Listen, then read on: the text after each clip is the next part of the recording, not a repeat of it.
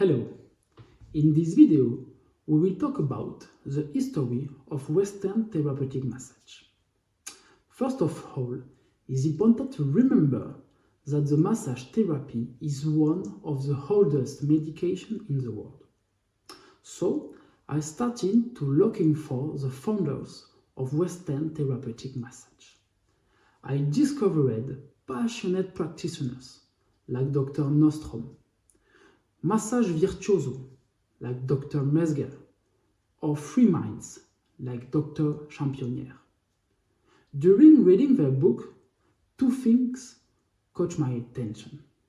The first is the difference between our current practice and the founder massage approach.